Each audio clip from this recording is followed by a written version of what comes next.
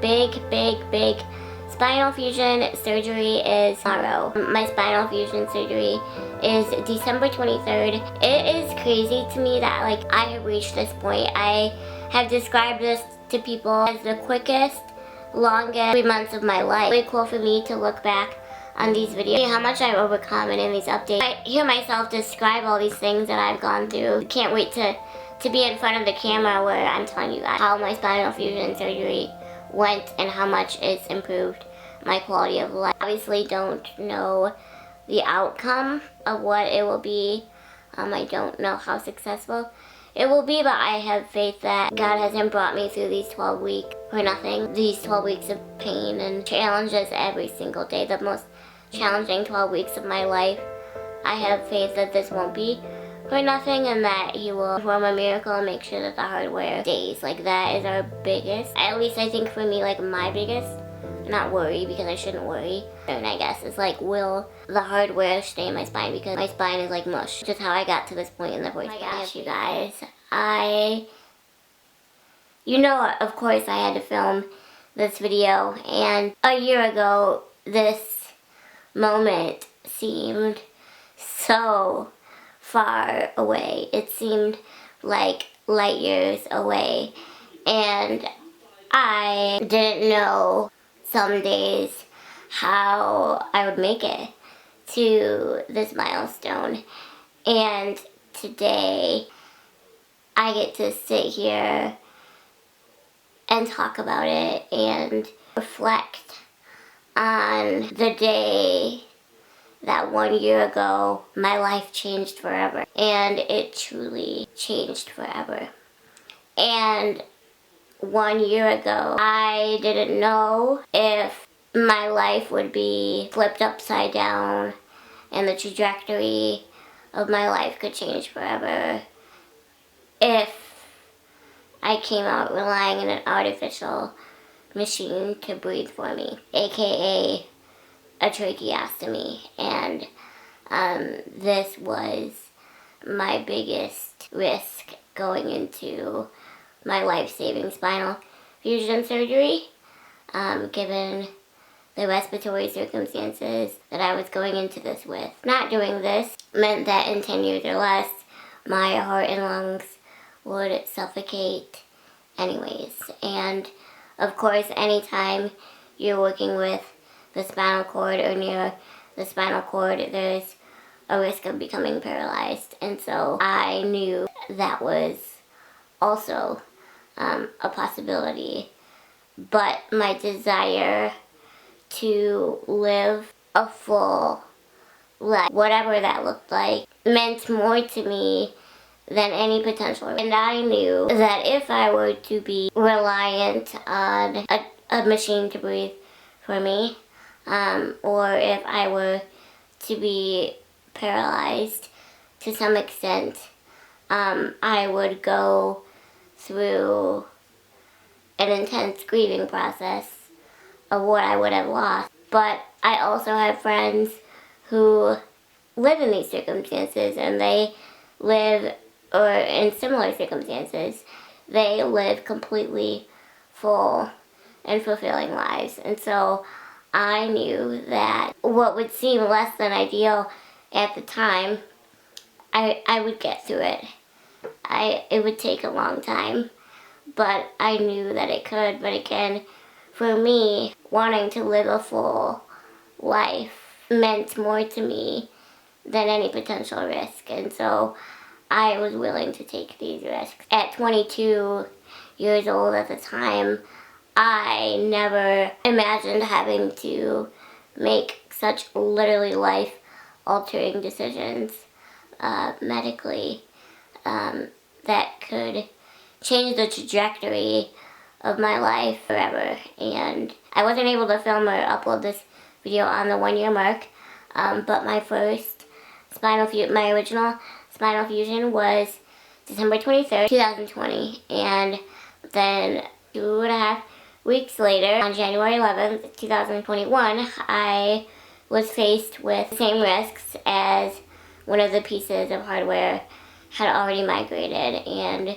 was near my spinal cord. I was losing feeling in my legs, and my hands, which was really scary. I obviously had to go in and fix that, and I'm fine now. And of course that hospitalization was 28 days and much longer than any of us ever anticipated, but I just wanted to make this video and reflect on that day 1 year ago when my life changed forever. After 3 months of fatal attraction, I headed to the hospital to have my spinal fusion. The moment that led up to all of this, I think the best way to describe the situation would be that I often describe to people is I never knew that fear and extreme confidence could coexist. I'm not lying to you when I say I have never been more afraid in my life.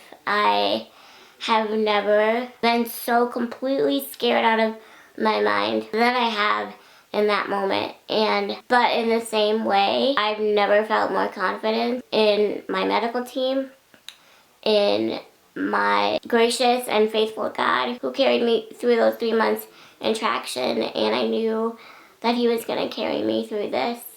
But I didn't know what his plans were for me, and I knew that when I woke up from my surgery, my circumstances could be drastically changed in a way that I never knew. But I knew that whatever the outcome was for his glory and his goodness, and he would use whatever circumstances I woke up with for his good and my good. Yeah, I will never forget that morning for the rest of my life. My team told me words of, we're going to do everything we can to prevent this, but as we've talked about over and over, we need you to mentally prepare for a trach. Like when I wake up, that it would be there if necessary. I knew that going into this, but it's like we were minutes away. I didn't want that, but I mean I did if it was necessary, but I prayed so hard that it would not be my reality, because this completely independent life that I know would be taken from me. I would have to rely on people like I've never relied on before. Quite literally do almost everything for me. But I was ready, and I knew that this fusion would give me the gift of a longer life, and that's all that I ever wanted, no matter what came with it. And my team is so incredibly skilled and so incredibly attentive to detail and know my desire for life and my joy for life, and they were willing to take these risks alongside me to do everything that they could medically to give me the gift of a longer life. I also wanted to reiterate, if you're new, the reason that my risk for needing a tracheostomy because of the surgery, if you're new, is because this was my longest surgery ever, 9 or 10 hours, and I've never had issues with surgery. I've never had issues with anesthesia or anything, or like respiratory distress or anything like that. Were so high this time is because the length that I was going to need to be under anesthesia. I've never had complications with surgery or respiratory issues during surgery, but because of the length needed to go under anesthesia, like a lot can happen with your, could have happened with my lungs because I was under for so long in my respiratory status going into this because of my osteogenesis imperfecta.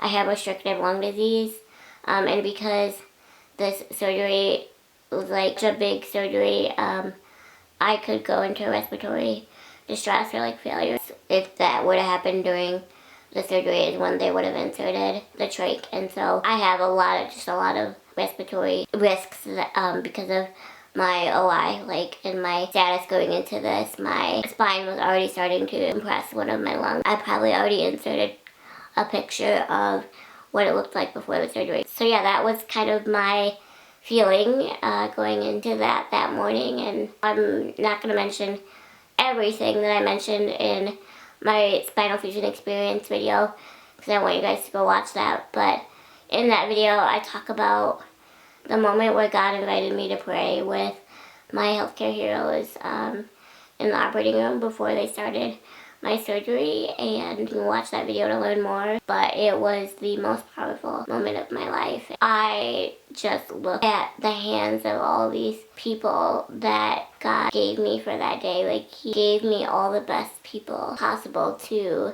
make this go well. I woke up 9 or 10 hours later and immediately felt my neck and realized there was no trach. And then I realized that I feel my arms and my legs. I have never been filled with so much joy. I was still intubated as planned, so I couldn't share in this joy with anyone else. But it was truly the greatest moment of my life, and it was in that moment that I realized my team witnessed a medical miracle that day, because medically I had everything against me to make this surgery go really wrong. Couldn't have went better. Most of my friends, I would say 90%, probably more than 90% of my friends who have had a spinal fusion, whose scoliosis has been as severe as mine is and was, have needed a blood transfusion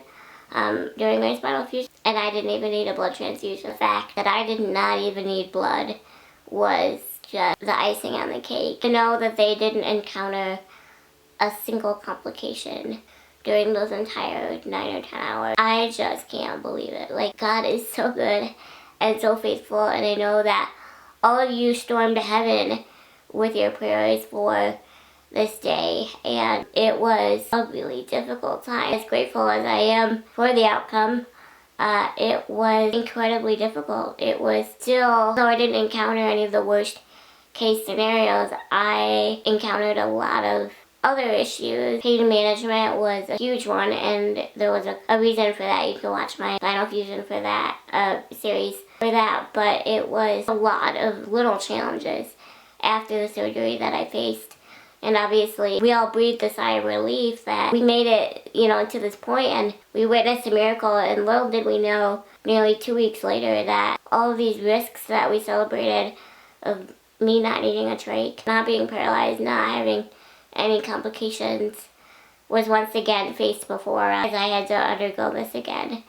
And that morning on December 23rd, if you would have told me 2 weeks later that I would have to do this again, I think I wouldn't know how to handle it. And I did it. I did it again. That screw migrated, so we had to do it again, and all the same. The surgery was going to be just as long, almost just as long. It was only 7 hours instead of 9 or 10. Was faced once before me, because they had to take out all the hardware, put it back in. So all those same risks were faced before me, and not only did I make it through those risks the first time, but I made it through those risks a second time. I think it was even more miraculous to me, and I didn't need a blood transfusion the second time either. I think it was even more miraculous for me that I made it through the second time, because here I was being told by other surgeons that this outcome was, impossible for me, and yet I overcame the impossible twice. Absolutely incredible. So the reason I make this video for the 1 year mark is because in spinal fusion world, the 1 year mark is huge. It's where your spine is supposed to be fully fused, and like the pain is like supposed to be completely gone pretty much. You're supposed to be back doing everything that you did before the surgery, whatever your baseline is. But as you guys know, and I'm going to do a separate video on this, I don't have any pain. I haven't had pain since April, except for that one screw that's still causing me so much pain. It's literally one screw, and the video that I filmed, this is the last video, I'll link it in the iCard.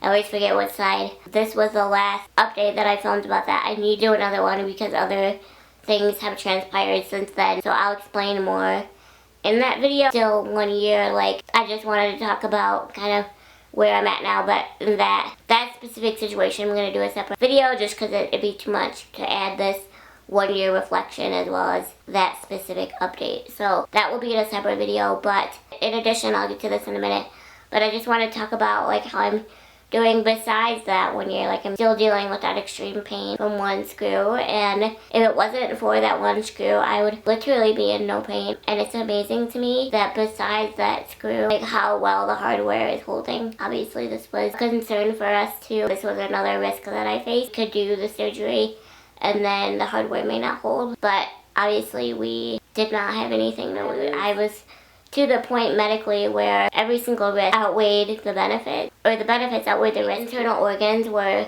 starting to be impacted. I am doing great 1 year. I just can't believe it's been 1 year. In some ways it feels like yesterday, and in other ways it feels like it's been a lifetime ago. And as I mentioned at the beginning, I just remember being like, the 1 year mark is supposed to be like a big deal, and that just seems so far away in the healing journey, and here I am 1 year later. It was a year ago that my life changed forever, and it's crazy to me. 1 year ago, I didn't even know that one day I would have my own research fund for osteogenesis imperfecta and scoliosis. It was through this painful experience that I was inspired to start this, and I've raised so much money, and thanks to all of you in such a short period of time, so that there can be a day where no one else has to go through the pain and the trauma that I went through this experience, because even though the outcome is better than any of us could have ever anticipated, it was still the hardest thing I've ever done. It was still the most painful journey emotionally and physically of my entire life. I have never went through anything medically more difficult this other than when I had H1N1. It's weird because one thing that's always shocked people is with the severity of my scoliosis before surgery, I never had back pain, ever. Like, ever in my life, never had back pain. And so it's really weird to me now to feel that screw. It's just that one screw. I have 16 screws, and it's like, there's only one that's like causing me pain, and if it weren't for that one, I would literally be in no pain. But it's weird for me now to be in some level of pain every day when going through this. Before going through this, I didn't have any. So that's just been a huge adjustment in terms of like quality of life. It's like manageable. I don't even take medication for it, but my pain tolerance is also abnormally high, so yeah, I'm not bothered by too much. But yeah, it's so that's been a big quality of life adjustment, but I just wanted to be real and be honest with you, and that's still something that I'm dealing with 1 year later. And so that's been hard because all my other friends, like, 1 year later their pain goes away, and my pain is gone except for that one spot. So it's just crazy to me how one screw can cause so much. And then another thing that I still deal with 1 year later is, I mentioned to you in my spinal fusion series, all the feeling in my legs and hands came back after they fixed the screw after my second surgery. But right here, like along my hand, I never regained that. So my hand is fully functioning. I'm a lefty, but I still don't have sensation right along here. So I don't know at what point in the spinal cord area, the spinal cord is like affects this. It's so weird, like out of my whole body and my whole hand, like it's just this one area that I don't have feeling. But I can fully move my hand and everything. But 1 year later, this still never came back. Nerve damage, they say around a year, but I've heard it can take longer. So who knows if it will ever come back. I don't know, but considering that I could have been paralyzed or have a trach, like, this is like nothing. And like, it's weird, like I have feeling in it, but I don't. Like, it's kind of decreased sensation, and then it also like fluctuates throughout the day. Like at night, the numbness like gets worse. So I don't know, it's just really weird. Yeah, 1 year later, that still never came back, but functioning wise, I'm like back to doing everything that I did pre-surgery, physically and independently, caring for myself, and just obviously feel so much stronger than I did a year ago. I have bounced back so incredibly fast. Besides this one area, like and like, I don't know why I don't like that. Besides the one screw, I was pain-free by like end of April. Just get that one screw figured out, my quality of life would be so much better, but I wanted quantity of life, and I got that. I'm doing great. It has been a long road. I also feel not guilt, because we all have like our own journey, but when I share the story, this miracle, like, I want you guys to know that I never take for granted this, because I know there's so many of you that have come to me to share with me that the surgery didn't go as well for you, or because of your OI, the spinal hardware didn't hold. But that is why I started this research fund for you and for me, because you guys have to know, like, as much as a miracle as this is, like, my scoliosis is not perfect, but we did the best that we could with the circumstances that we had. I want to see a day where things can be even more improved for my scoliosis too. So with this fund, I am fighting for you, I'm fighting for myself and anyone that has to go through this. For most people, scoliosis is a minor thing, and most people probably don't even realize they have it. But for that less than 1% of us whose scoliosis is like this, it matters, and most people don't think of scoliosis as a condition that can take your life. And for most people it's not. But for that less than 1%, we matter, and it can threaten our life and our organs and all of the things.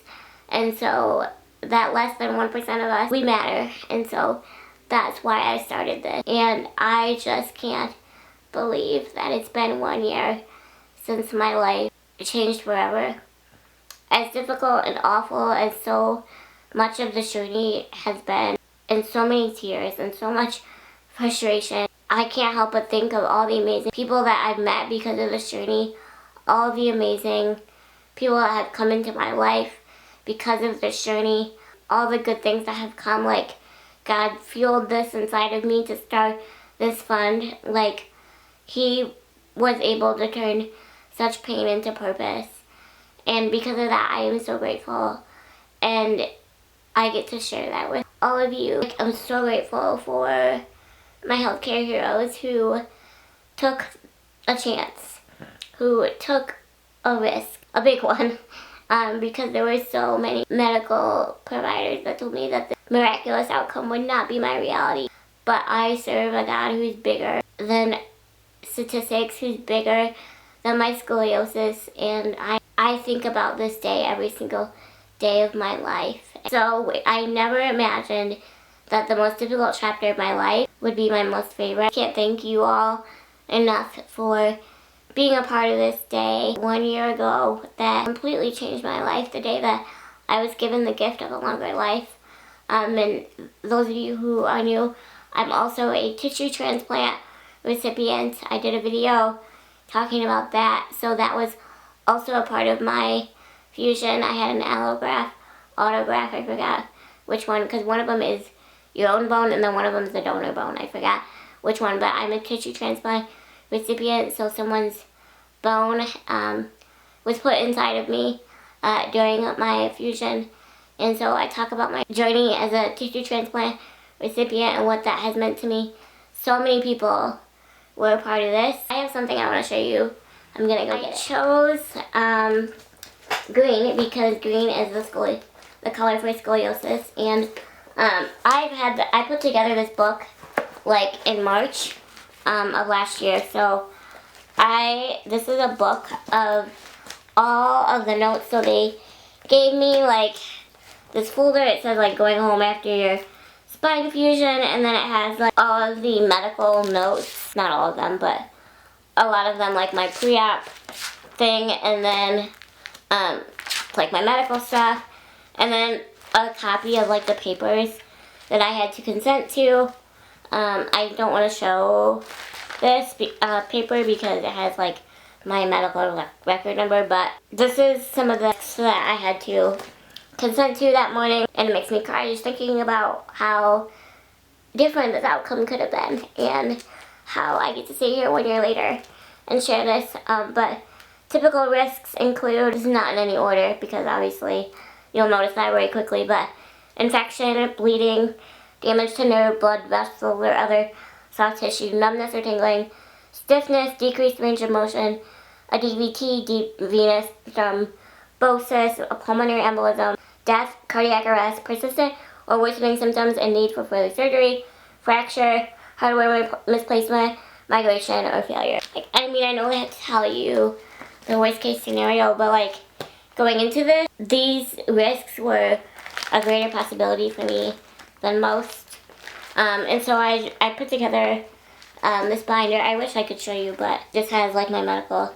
I'll show you some other pages that I put in here. I did this back in March, and I've been meaning to share it in a video, so I figured my 1 year mark would be a good one to share it. So I also put like, this is so stupid, but I also put like my mask that I wore. And my friend Morgan came with me, and she gave me this beautiful card. I have it like taped. As you go through this, difficult things can cause us to ask, why did this happen? God may never reveal his reasons, but he revealed his character to us. He assures us that he is ever faithful, always caring, and will never leave us in our time of need. And then she left me like a sweet note inside. And then another thing I saved in here was, so as you guys learned in my spinal fusion series, one of my anesthesiologists, I had two, a regular quote one, I guess, and then a cardiac anesthesiologist. So because I have a heart condition, I quote like regular one, I guess, was actually, this is so crazy, like how God did this, but it was my friend Morgan that came with me, her boyfriend, because he is an anesthesiologist at residency, and he was rotating with peds orthopedic and pediatric orthopedic that week. He was my anesthesiologist for my surgery, and it's just crazy how God did that, because they have hundreds of these people, and it's just incredible. So, and it was actually the first time that I got to meet him. So they gave me this little note, and I saved this, and it says, my friend Morgan, Merry Christmas, because I was in the hospital on Christmas. You are such a light in the world. Thank you for being you, for bringing such positivity to all those around you, and for being my and now our friend Eric. I love you. You'll be home soon. And then he wrote a note on the back. Michaela, it's rare for doctors and nurses to be so inspired by their patients. You are truly a blessing to all who have the honor for caring for you. Have a Merry Christmas. I also received a card from Child Life, so Children's Hospital. So, and then here's like a copy of my x-rays. One side I'm not going to show you because it's more exposing than the other, but you've seen those. So, and then I also have my friend Alex made these signs for me. She's a nurse on the floor, and she made these signs for me. She said, you're a fighter, look at everything you've overcome and don't give up now. So here's that one. She made some other ones. It's like so cute. And then one of my other nurses who I bonded really close with, she made me this note to hang on my wall, and it says, you are strong, because I was having a really hard time one night, so she made that for me. I had won this doesn't really have anything to do with my surgery, but the organization that I received that partners transplant recipients to their donor, I won an Amazon gift card contest through Donate Life Month. I want to show you this book, and it's just crazy to me. Like, honestly, I don't think I really looked at this since I put it together. It's just crazy to read all the scary risk stuff and then be on the other side of it.